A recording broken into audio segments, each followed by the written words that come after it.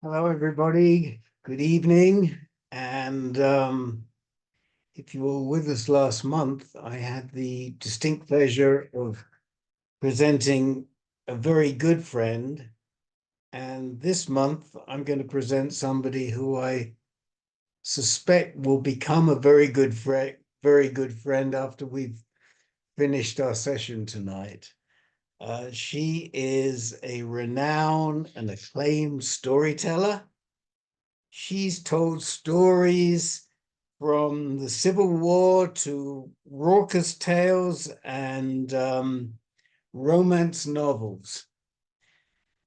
She's entertained NASA and the National Association of Miniatures, which I suspect was a very small audience. And we welcome Beth Horner. Beth, hello. Come on in. Sure. Hello. How big was that? How big was that audience in the National Association of Miniatures? Miniature enthusiasts. These were people who do miniatures. They create entire towns and they're right there. And they were a blast. And I specifically remember that each of them gave me their business card, which were tiny. Well, I actually do know because there is a museum, there's a miniatures museum in Tucson, Ah, fairly close to a property I own. So I am aware. I think it's called the Time Machine Miniatures or something. I haven't been to visit, but maybe you'll inspire me to go and visit with them. Anyway, welcome. We're delighted to have you here tonight. you. And one of the reasons I'm so delighted to talk to Beth is because Beth is, I hate to say it, but a career caregiver. Um, Unfortunately, and ANCAN has a very soft spot for caregivers because we really acknowledge that caregivers need a tremendous amount of support. And so we are so welcome to have you. The other reason is because your life partner for whom you care um, lives with Parkinson's disease. And that is another issue that for many years we've been trying to do more for. And we may soon do that. We'll come to that later. But I would first like to ask you about your storytelling. So, when did you first realize you were a storyteller? I very much grew up with storytelling. I grew up lived for many years on a very isolated rural farm in central Missouri. And we did not have a television or anything like that. And my grandmother used to come from St. Louis, and she had books with her from the public library, fairy tales, and she would Yeah. memorize them, and she would tell them to us because we were always working. So she would tell us stories. And then my father is a natural; he's a natural storyteller. So I tried to find a profession in which I could also tell stories, and I became a librarian. And then 40 years ago, I launched into telling stories full time. I found out there were people who made their living telling stories. And so this is celebrates my 40th year. And one moment I'm telling stories in a prison. The next moment I'm telling stories to 2-year-old. The next moment I'm working with astrobiologists at NASA or Nashville songwriters. It is just the most rewarding career. I am So you, self-employed as an artist, and we all know that can be a challenge. yeah, but I mean, so you've been telling stories for 40 years. That's a long time. That's right. Um, what was the first story you ever told? Oh my goodness. I'm not quite sure. I think it was in my storytelling class in graduate school. Now, my father told us various stories of family members. He didn't tell us folk and fairy tales as my grandmother did. But Ellen Green, my teacher in graduate school, my storytelling class, I believe I told The Teeny Tiny Woman, or it might have been White Bear Whittington, which is an Ozark and Appalachian version of Beauty and the Beast. That was for class. Right. So, as a storyteller, I've always wondered, is there a script that you remember and you repeat that script every time, or is it just a structure in your mind and you work around it according to the audience? Or tell us a little bit about the technical aspect of storytelling. Well, of course, everyone approaches storytelling in the same way they approach dance or any other art form, in their own way. Myself, for years and years and years, I never wrote a story down. Everything was in my head. I'd have like a few post-it notes, or I might have an outline scribbled on a yellow pad or something. But in more recent years, I have not written the stories, but I've been a little better at writing some things down or transcribing them, because my stories are getting more and more complicated. I mean, I have one that is 2 hours long. And so it is helpful to have something written down. But no, I don't memorize the stories unless it's a literary tale, like an Edgar Allan Poe, for example. Or if there are certain passages that I want just so, I might write those down. But generally, I look at the whites of their eyes. I look at the people who are listening, which is always a challenge on virtual performances, and see what they might relate to as I start the story, and I work with that. What about in live performances? I mean, do you adjust to the reception of the audience, or? Oh, definitely. Especially if I'm working with children, you know, if they find something particularly enjoyable or funny or whatever, then I play that up.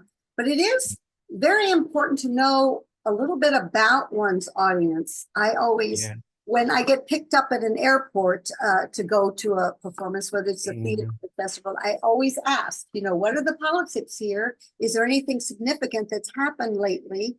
So that I know what people are bringing, you know, and also what their background is. What did they bring to this experience? Yeah, you know, I like to put that in my terms, which is you got to know your customer. That's it. Right? You really do. Now, you don't always have the opportunity to know them before you start, but you will quickly find out, depending on their reactions. So you've probably written in your time thousands of stories, because every experience can become a story, right? Yes. And I'm sure they're all like your children. So dare I ask, do you have a favorite? Oh my gosh.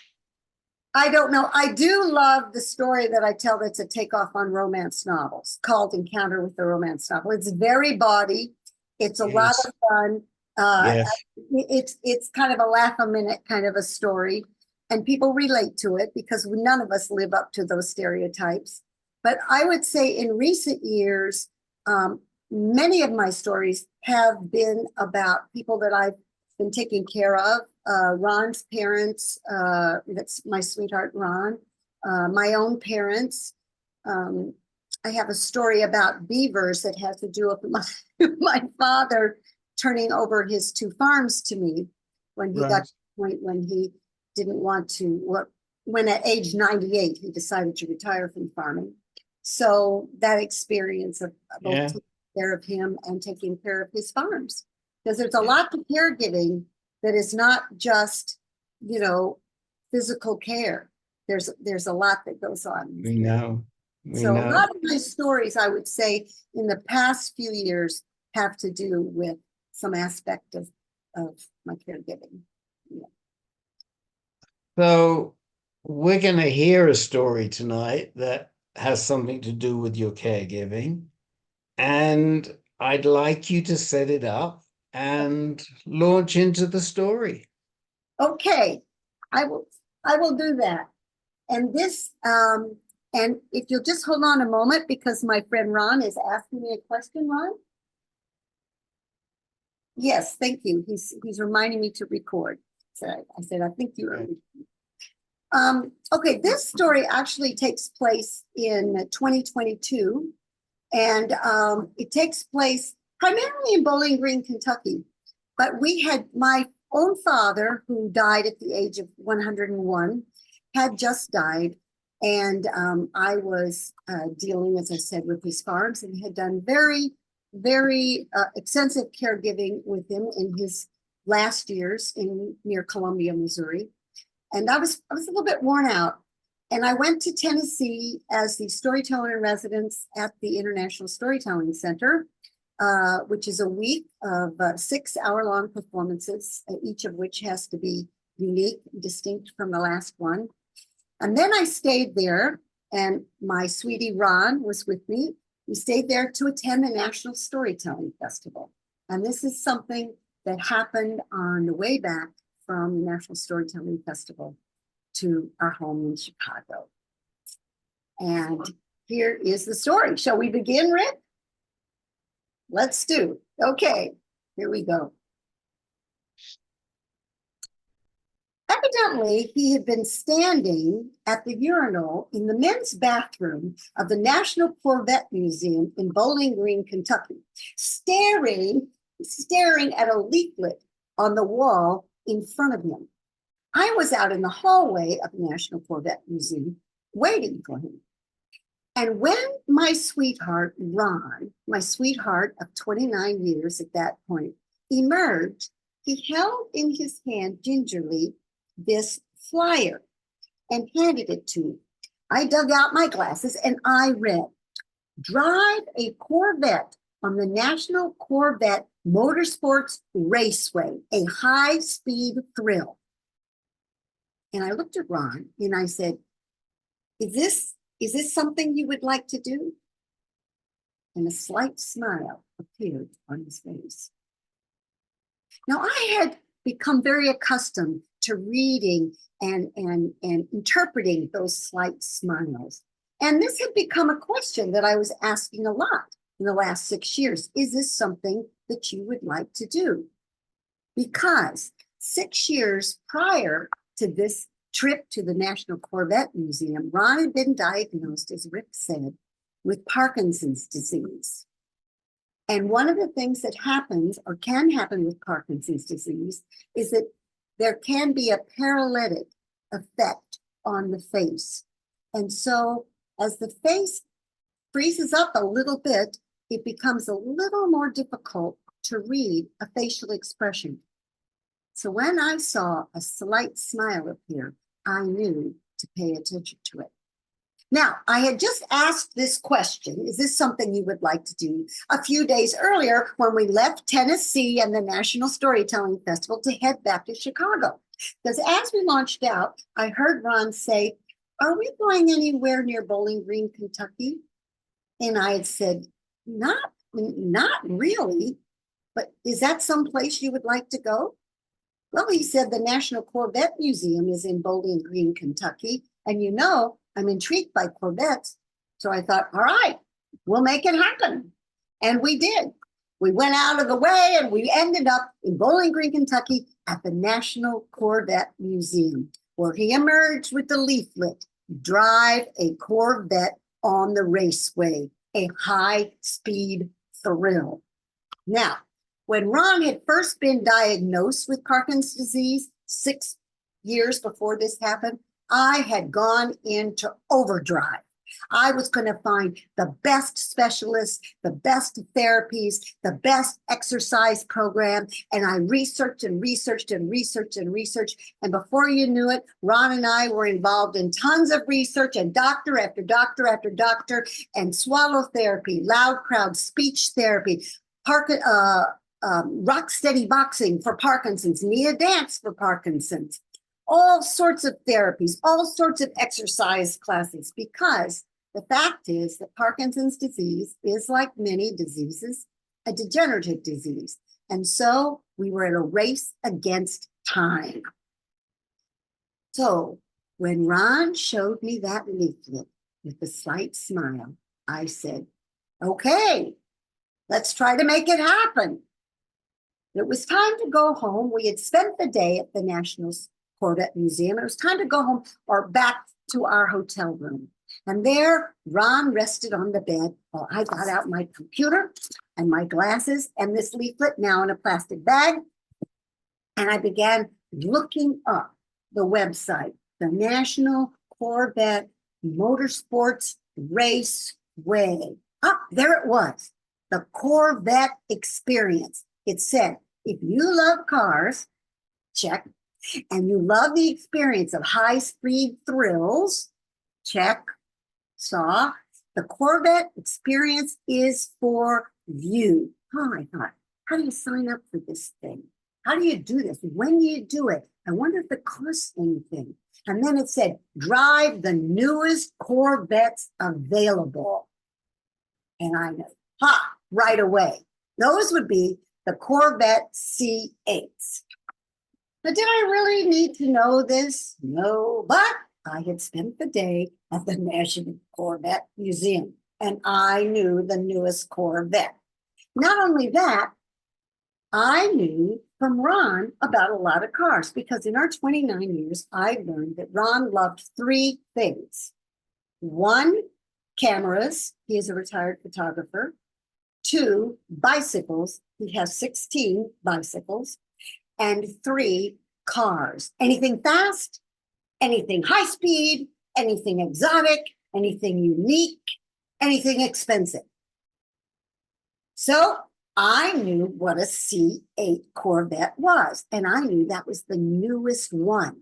And it wasn't like what you think of a Corvette with the long hood, with the motor in the front. Rather, it was a mid-engine motor. Now, I have to say, this now added to the general conversation that Ron had with me. Anytime, any day, any given time, any given place, Ron would talk about cameras, cars, or bicycles. And a lot of it went over my head. I would hear aperture, bokeh focus, flat engine, flat head engine, derailleur, molten, Le Mans, Tour de France, cantilever, torque. That's basically what I got out of it. But I managed to piece together a few things. Now I said, no, wait a minute, Ron, how are we going to do this? Ron was still resting on the bed, but I said, oh, look, here's a schedule. I pressed the schedule button. I said, well, look, you can, let's see, there's no spots left, Ron. I said, except for 2 days from now. So I guess we can do that. I wonder if it costs anything. Ron said, well, yeah, that's okay. 2 days from now, we'll just stay an extra couple of nights. I said, okay. And then I looked, I said, oh, look. Well, it's $400. Ron sat up from the bed and said, wait a minute, $400. We're not paying $400. I said, oh, gosh. I accidentally already booked it. So I guess we're doing it. So then we decided, what are you going to do? We had an extra day in Bowling Green, Kentucky. So what are you going to do? Because it wasn't until the day after the next. Well, I'll tell you what you do. You book for the hotel for another couple of nights, and then you go back to the National Corvette Museum. That's what Ron wanted to do. That's what we did. Now, I have to tell you, I booked us an extensive tour this time of the museum, not just a few things to see like we had the day before. And wow, we started that tour, and those people knew storytelling. I saw exhibit after exhibit, and I learned that the Corvette was the first sports car made by a major manufacturer here in the United States, inspired by the guys coming back from Europe who had fought during World War II and wanted something sporty instead of our old bland cars. And that the Corvette had been named after a naval ship, a small, sleek ship that could run circles around and sink the larger ships. And we went from exhibit to exhibit, and I thought, I love their storytelling. And there I learned about the savior of the Corvette, Zora Arcos Duntov. Ron had to rest a little bit, but I learned a little bit more about Zora Arcos Duntov. And then Ron came back. I said, look, this guy grew up Jewish in Russia, and he was bullied constantly. So he grew up tough, I said. This guy is tough, Ron. And then he emigrated to Paris, and he fell in love with a famous ballet dancer named Elfie. And they had something in common, sports cars, a love of sports cars. And in fact, when the Nazis arrived in France, Zora Arcos Duntov went underground, but he got word to Elfie just as the Nazis were marching into Paris and said, get out of Paris. And she threw a few things into her sports car and zoomed out just ahead of the Nazis. And then I learned that when they had gotten to the United States after the war, he had become an engineer at the Corvette and turned it from a clunkish car not selling well into a sleek sports car selling well. And Elfie had become a spokesperson. They were the saviors of the Corvette. And there in the museum, at the end of the exhibit about them, you could look and see their ashes right there. And then there was another story about a guy who just lusted after a Corvette. He was a baker. He was building a new bakery building, in fact, and he saved his money and he finally had enough money to buy a Corvette, took his wife on the maiden drive in his favorite car. And when she got out at the end, she said, this car is too uncomfortable. That was before they hired women designers. And she said, I will never ride in this car again. And so, realizing that his wife didn't share his love for this Corvette, which I was trying to share with Ron, didn't share his love with this Corvette, he built a room in the basement of his bakery, his new bakery, and he walled up the Corvette and placed a little pane of glass where each day he could walk down to the basement and gaze in at his Corvette.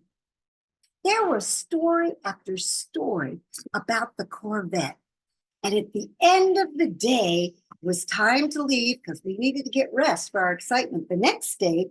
But as we were exiting the museum, I said, hey, Ron, look, Ron, you can do a simulated ride on the racetrack or simulated drive. Let's do that. So we signed up. It was only about $35. We'd already paid for the museum. So we signed up, and the girl in front of us, an 8-year-old girl, was having a great time. She was on the high speed. There was a big screen in front of her, and she sat on her father's lap in the half of a model of the Corvette, and she took every curve, and she raced around until the end, and we all cheered. Then it was Ron's turn. Now, I thought this doing the simulated drive was a good idea because after a few years after Ron was diagnosed with Parkinson's, he had stopped driving. He said he felt uncomfortable driving because his tremors had grown stronger, mainly in his right hand and his right foot, and he was uncomfortable driving. So basically, in the past 3 years, he hadn't driven a car. And I thought that perhaps, given that he was going to drive this $100,000 car on a racetrack the next day, maybe a simulated drive was a good idea.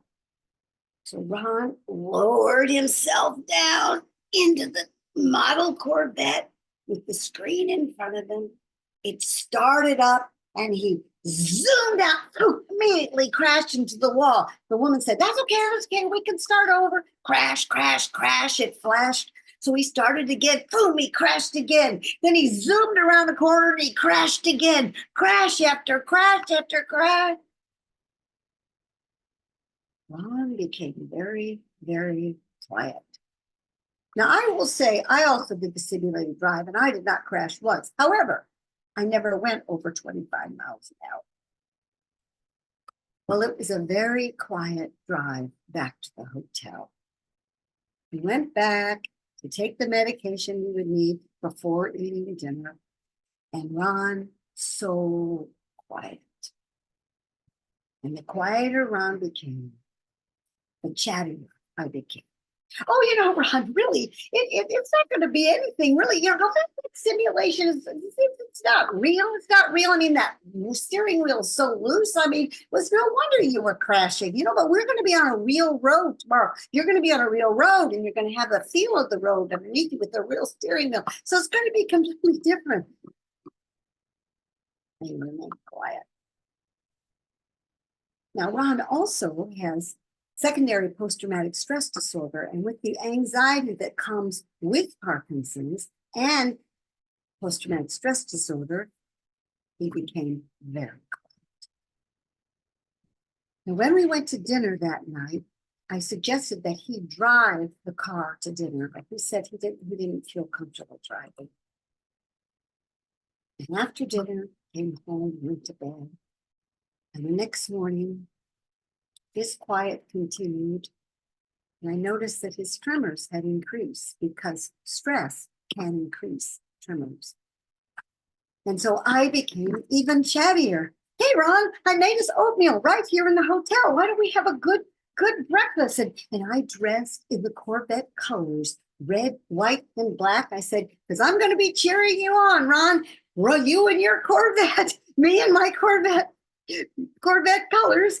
And then I set about figuring out the schedule for that day's medications and food, because the scheduling of the medications is so essential, as in many illnesses. So you have to take the medication, which is a dopamine, basically, 1 hour before you eat and not less than 2 hours after you eat. You have to do that several times throughout the day. So I figured out the whole schedule and I packed everything we're going to need. We're going to need food, we're going to need the medication, we're going to need water and everything else. And I said, okay, Ron, you ready to go? I did get up, we did get in the car, and I did insist that he drive over to the racetrack. He did fine driving, even though he hadn't driven in a long time. As long as I gave him the rights and the lefts, he did fine. His tremors were still there, but that seemed to calm him down a little bit. And we arrived early enough because I knew we were going to both need a bathroom several times before this ride. We arrived early enough that when we pulled in the security gate and we heard zoom, zoom, zoom, I said, hey, how about we go over to the racetrack and take a look at it? Something's going on. Sure enough, when we climbed up into the spectator stands of the racetrack, we could see down there motorcycles, a motorcycle race, zoom, zoom, zoom, going around. These guys taking curves and dips so fast that they had to lean their motorcycles all the way almost to the pavement.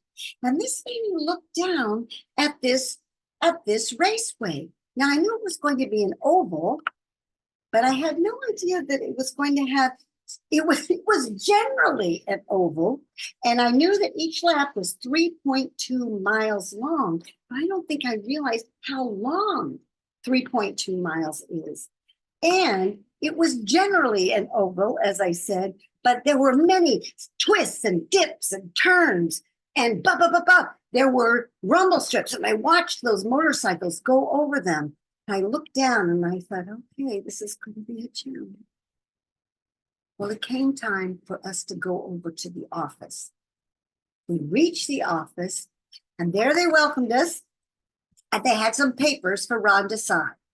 Ron began then signing away his life and their responsibility to it. He signed away documents on death, dismemberment, destruction, disaster, and I took all the papers and added them to the coats and then the food and the water and everything else I held. And then they said, well, if you crash this car, you have to pay for it. So would you like to get the insurance? It's only $25. And Ron looked at, I don't know if we can. I said, yes, get the insurance. And then we were told that our host's name would be Zach. And we went outside to wait for Zach. And as we waited for Zach, Ron, who brought a couple of cameras with him, kind of fooling with his cameras, wandering over to us came not Zach, but a young man. A young man who said, I am the official raceway photographer, and for only $50, I can take pictures of you while you're on the racetrack. What do you think? And Ron said, no, I don't think we can afford that. What do you think, Beth? I said, are you kidding? We're already into our second mortgage. What with the $400 and the $50 and the $25 and everything else? I say, do it. So the two of them went off to talk secret camera language, because Ron had said, is that a bit of the aperture? And you have a bit of the lens? And they went off to talk their secret twin Esperanto camera language. And Zach appeared. I went and got Ron, the photographer, and Zach said, now, come over and we will pick out your Corvette. And Zach led us, and thank goodness the photographer had loosened Ron up a little bit. Zach led us over to a long, low, sleek row of the most gorgeous cars you have ever seen. Well, he said, you can pick out whichever one you want to drive.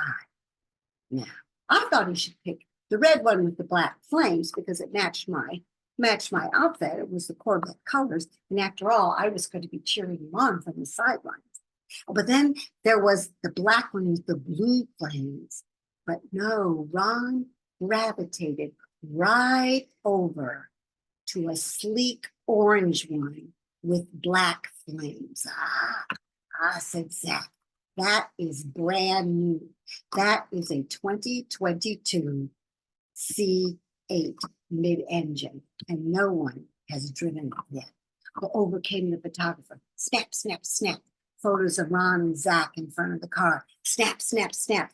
Photos of Ron getting into the car. And Zach helped Ron get into the car, stuck his head in, and then said, Beth. And I wandered over with all the stuff I was carrying. He said, Ron would like for you to ride with him. And I said, me?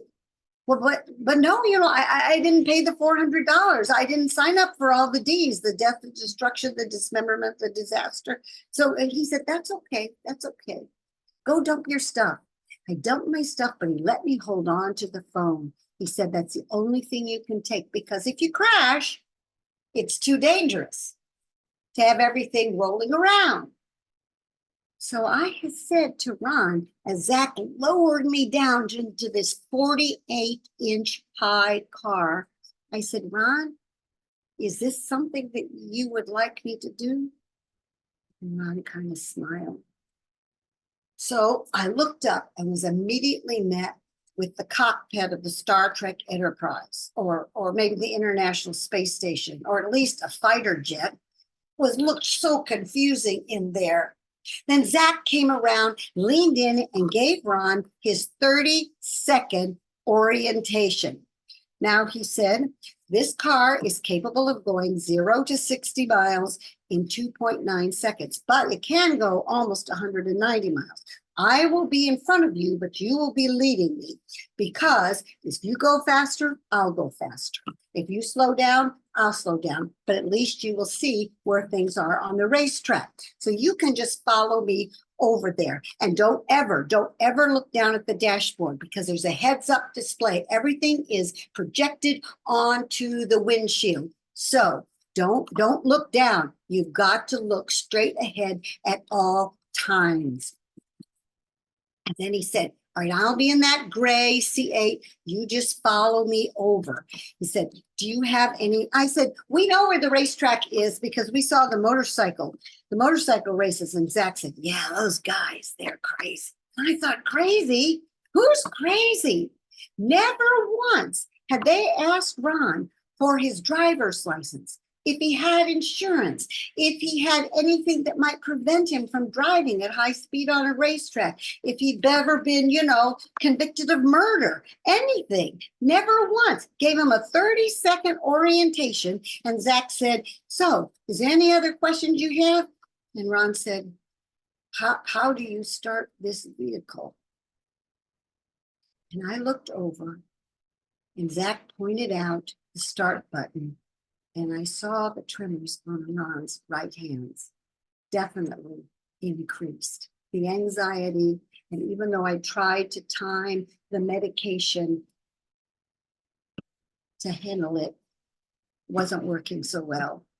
And I saw also his right foot, but he leaned out and he pressed that button. Whoa! This huge motor right behind us started up, capable of going 190 miles an hour. Ron slowly pressed down as best he could on the gas pedal, and he followed Zach. Zach waved at him, followed Zach over to the racetrack, onto the racetrack. And there was the photographer giving Ron the thumbs up. And Zach started at the start line and waved. And so Ron waved out the window, and I swallowed, and Ron pressed down, Zach ahead of him, and they began. And I didn't say a word. I didn't want to distract him, but I did videotape every single thing because I didn't want Ron to miss 1 second of this later. So Ron started, and he began to go a little faster. We went by a row of trees on the straightaway, and then and then there was a dip, and then a bank, and round past the Corvette factory, down another straightaway, past the reviewing stands, back to the start line, finish line, start line. We started the second lap. They had told us we could have 4 laps for $400. And so as we started the second lap, Ron began speaking in numbers. 45 miles an hour, 50 miles an hour. The trees started going by faster. 60 miles an hour, over the dip, around the up onto the bank, around the curve. 70 miles an hour he began, and around past the viewing stands, which were beginning to be a blur, back to the finish line, start line, and around the third one, and then 80 miles an hour, he said. I sat still, but with every curve, we went this way and that way, and I saw Ron's foot tremoring there on that pedal, but he began to go faster, 85 miles an hour, around the curve, 90 miles an hour, another curve, back to the straightaway, and the stands just zipped by there, 100 miles an hour, I heard him say, and I looked over as we came to the start, which should have been the end of our 4th lap, which seemed to, I don't know what Zach was doing, but we started on the 5th lap. Things just whizzed by, 105 miles an hour, back, dip, past the stands, another lap. It seemed, what lap were we on? I had no idea. I stopped videotaping because I was holding on to that 48H, the bucket seat on that 48-inch high car. And then 105 miles an hour, 110 miles an hour, round, and I looked over at Ron, and he was one with that car. His hands were rock steady on that steering wheel. His feet were rock steady with one pressed down on the pedal, not a single tremor, one with that car. And after 110, he began to slow down and slow down. The scenery came into view again. My stomach calmed down. And as Zach led him off the racetrack with the photographer giving him a thumbs up, Zach waving out the window at him, I looked over. Not only was he one with that car, but the smile on his face, that winning smile, I knew was going to last for months. It was going to last through therapies and exercise classes and research and more specialists. It was going to be there for a long, long time. Ron's winning smile. And that's the story of Ron driving a Corvette on a National Corvette Motorsports Raceway. Wow. Love it. And what I'm wondering is, how does Ron remember that experience today? I should ask him. Ron, how do you remember that experience? Ron is here. He's Oh, watching great. on his iPad. Would you like to say something?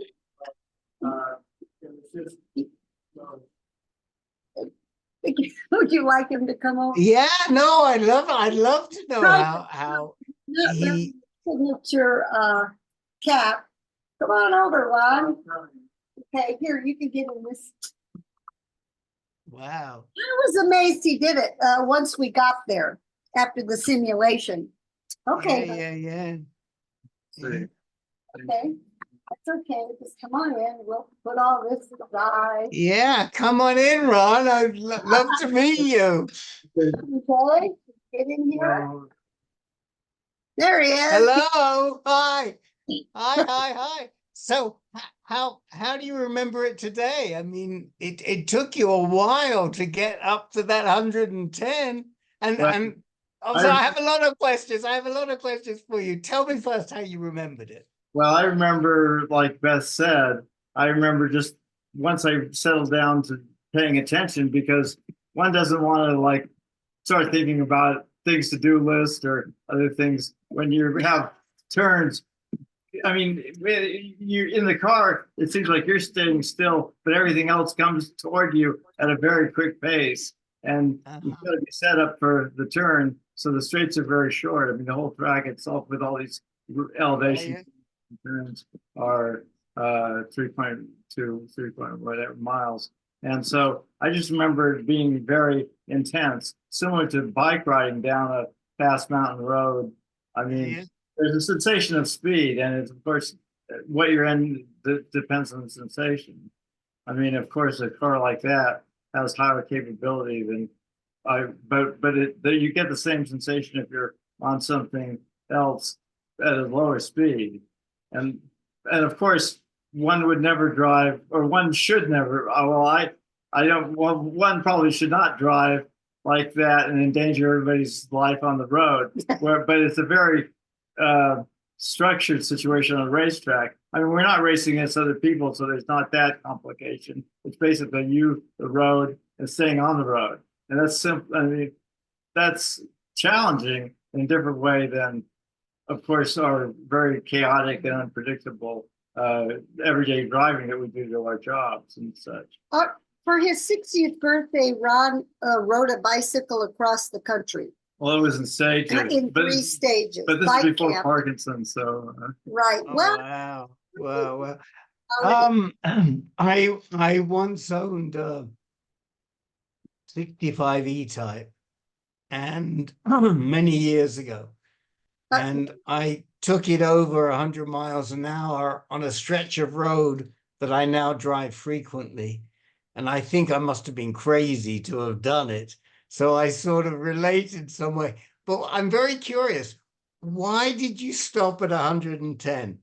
You were in a very safe, you were in a safe space on a track. And I was wondering, how high were you going to get? And I'm wondering what.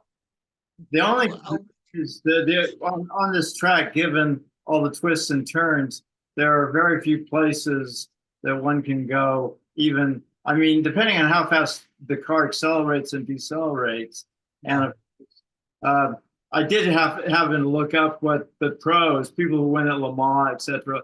I mean, a top professional did 129 in the space. I did a little over 100. And okay, that makes sense. Porsche, a GT3, which is a very probably more than 3 times the price of the Corvette. Corvette's a lot of bang for the buck, but it's way more power than I personally would even want on the road. I think it's easy. The sensation driving a slow car, at legal speeds can be exciting and more responsible than these cars now, which even 490 is low. There are cars now that have 700 or even crazy amounts of power, which is just more bragging rights, I think, that I spent all this money for this thing that has all these statistics. But again, it's not usable. I mean, safely. I think, Ron, you were so focused. I mean, the car would go up to about 190 miles an hour. Well, given enough space, but I mean, not in the space we had. I mean, I was Right, I get it. So I have another question for you, which I find fascinating because I have a history of working with folks who have lived with PD. Why do you and I understand from Beth that you've participated in Rocksteady and in Rocksteady programs, which I love. I absolutely love, and I'm familiar with the Michael Morris dance classes going back years. Why do you think it is that this experience of whatever it is, this exercise experience allows the tremors to go away for that temporary period? Well, it's incredible to me that it happens, but it does. Well, I think it's something about the paying attention to the activity. I'm not really sure. I mean, I'm not a medical profession, and I just having early stage Parkinson's, which I currently have. But again, for anybody that has the diagnosis of Parkinson's and starting out, I'd recommend, of course, all the resources that we found out. But Rocksteady boxing, and I never thought I'd be taking a boxing for exercise. Right. But there's weightlifting and balance and all the critical things. And I think it would benefit not just people with Parkinson's, but just seniors, people who are just at a certain age where they need to watch their step and their balance. I've taken quite a few of the classes. They're hard. Oh yeah. Afternoon. Oh yeah. It's hard. It's fantastic class, but it's not easy. No. I know. So let me ask you something. If you are using your camera right now, can you control your tremors during the period that you are shooting? Yes. I mean, initially, before I got, the meds, the pills help. And of course, if I have to take this very 4.5 hour eat between each dose and with eating and not eating schedule. So there is a very disciplined, part of the medicine. But regime, yeah. Without the medicine, I would just shake all the time, particularly my right leg, which seems to be the worst.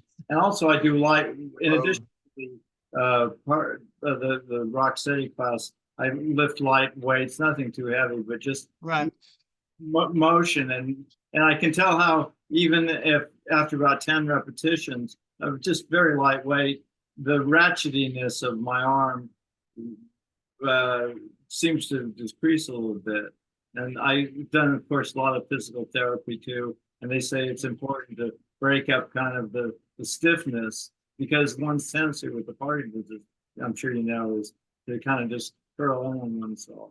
Yeah. I mentioned this to Beth, but my closest buddy, who I actually coincidentally happened to interview last month because he's a cancer surgeon, suffers from essential tremors. Well, and I was diagnosed first before they diagnosed. With essential tremors. And he still, he plays golf 3 or 4 times a week, no problem, but he can't lift a cup to his mouth. Wow. He's got to use 2 hands, and even with 2 hands, he's shaking like crazy just to lift a cup to his mouth or to cut food. But you put him on the golf course, he's fine. For years, even with the tremors, he was able to do his surgery. Wow. But you take him out of that situation and he's shaking like crazy. And in his particular situation, it's genetic. His mother had it, his grandfather had it, his son has it, but it's just interesting. I better get back to asking your partner some questions, otherwise they're going to shoot me. I'm going to get fired from the next session. Ron, it's been such a pleasure talking to you. Thank you so much for coming into the screen.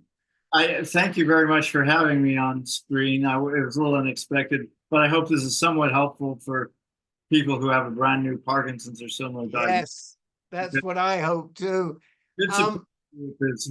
So, That's right. and your organization, I'm sure, is very helpful too. Thank you. So I want to ask you a little bit, I want to dig into a little bit about the caregiving. You've been a caregiver for people with all kinds of different conditions. Yes. How do you find the situation with Ron and PD different from previous conditions that you've dealt with? Well, I think that, and we can talk about the art and how art helps with all of that too. But I think it's just something different, that you have to learn about. And there's one thing that we caregivers talk about, which is it's never enough. I'm trying to get myself back in the frame. It's never enough, no matter how much research you do, no matter how many things you plan, no matter how many programs or how many whatever, you never feel like it's enough. And what happens is the caregiver gets completely worn out. And but with Parkinson's, I think the difference is, well, the degenerative nature of it. And there's almost a panic on my part to try to provide opportunities for Ron and things that he loves before it might get to the point where he might not be able to do them. Would you say so, Herm? Well, Yeah. that's motivating. And that keeps him motivated, right? He was saying. And so it's my job to keep him motivated.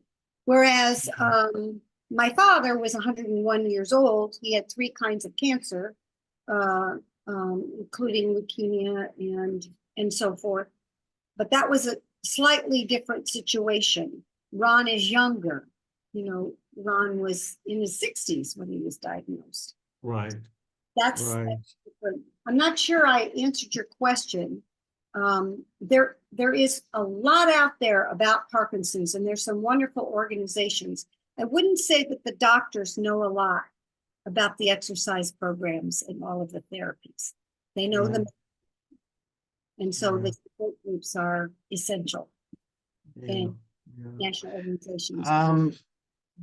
I mentioned to you, and I wanted to mention in this broadcast that because I had a very close friend who had Parkinson's, and I've been familiar with the challenges for Parkinson's caregivers, and because we have an MS group, and I'm somewhat familiar with the challenges of the MS caregivers. We're about to start a support group for people with motor and neuro conditions. We hope to launch it next month. Of course, our groups are all peer-led. They're not led by social workers. We have a fantastic leader for this particular group who lives with her fiance, who is hemiplegic, so she's very familiar with the motor issues, and we're very committed to trying to provide and to help caregivers for these situations. I'm curious how your performance skills have helped you cope with being a caregiver. You had told me the other day that might be a question and that you might ask, and I wrote out a few notes, which I won't. Oh my gosh. What storytelling has meant to me. Yes. So I don't know what our time is. I'm a little confused, although John sent out a wonderful run of show. Oh, I think we're about finished. We're close to the end, so I will, I will spend a just, minute or so telling me how it's helped you. I will say this, story to any art makes us feel less isolated and seen. So if I tell a story about Ron, or even their wonderful folk tales that people can relate to, people feel validated. Oh, I'm not invisible.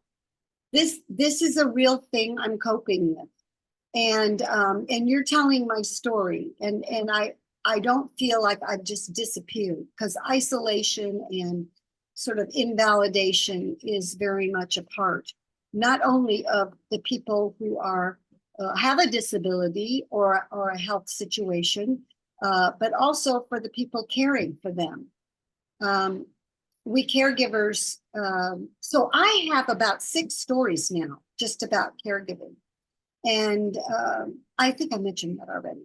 So we caregivers laugh because people always say, now caregivers, make sure you take care of yourself first. And it's like, there's no time. And I finally realized that really irritates me, because now I have another person to take care of. But it does affect people's health and psyche and income and so forth. So that's why these support groups are so important. And that's why hearing stories or telling our own stories. So when we tell our own stories, and so I've done workshops with people who are No, I get it. I mean, offering peer support is a very cathartic experience. So I have one last question for you, and then we have to wrap up. Show that picture of You Ron. had the opportunity for one experience like Ron had driving around a racetrack, but it was an experience. What would it be? For me? Yes, for you. Anything to go to the moon. I would give Go to the moon. Okay. Go to the moon. Yes. I just think that. Okay. Well, you're in with the right people at NASA, so don't screw up those connections. Okay. Okay. All right. Beth, it's been such a pleasure talking to you. It really has. And it's been a real honor to get to speak to Ron as well. We thank you so much. And I think we have to call it a wrap and hand back to Brianna. Thanks, Rick. Thank you.